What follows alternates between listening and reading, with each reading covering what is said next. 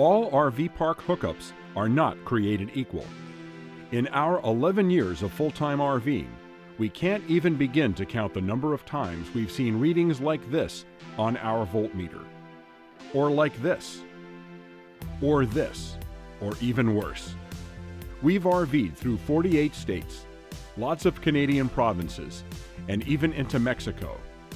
We've stayed in older campgrounds with infrastructure that was obviously showing its age, at fancy new RV resorts, and everything in between. We can tell you from long experience that many parks have poor power quality.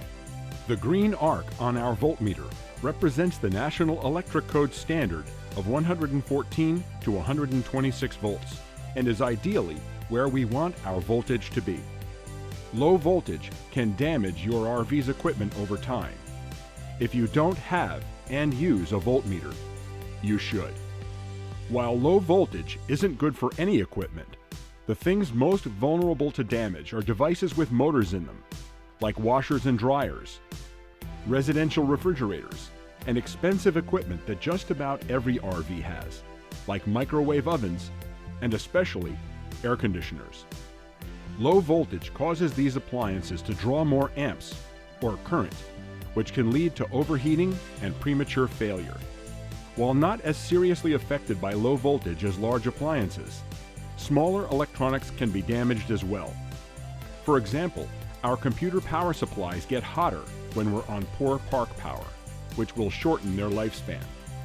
We protect our RV's entire electrical system and everything on board by using a Hughes Autoformer. By plugging the Autoformer into the park power pedestal and then plugging our RV into it, we not only get a voltage boost, but also surge and spike protection. Whenever the Autoformer is in use, the amber light indicates that the power pedestal is wired correctly and the unit is providing power to the RV.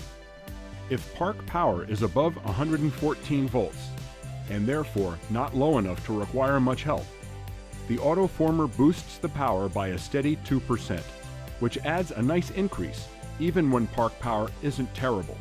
So this park, at about 116 volts without the Autoformer, gets boosted to about 119 volts with it plugged in. When park power drops below 114 volts, the Autoformer really shines by automatically boosting power a full 10%. With the pedestal we're connected to today providing only 108 volts, voltage gets boosted to about 119 with it plugged in.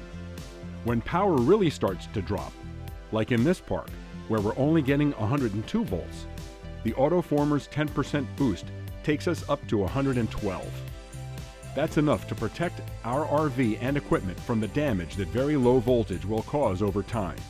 When the Autoformer is boosting at 10%, one or both of the red lights will come on, depending on whether one or the other or both legs of our 50 amp power pedestal are low. When we stay at a park without 50 amp service, we can hook up to 20 or 30 amp power using our dog bone adapters, same as usual. Hughes also makes a model for 30 amp RVs, like smaller motorhomes, fifth wheels, or travel trailers. Both models come with a security cable to lock the unit to the park pedestal or other fixed object to protect it from theft.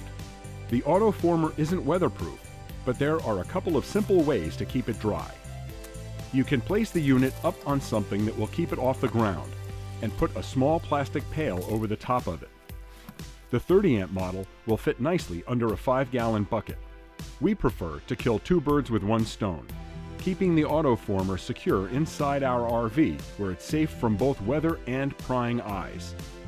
We then simply run our 50 amp extension cord from the unit to the park pedestal, and no one even knows it's there.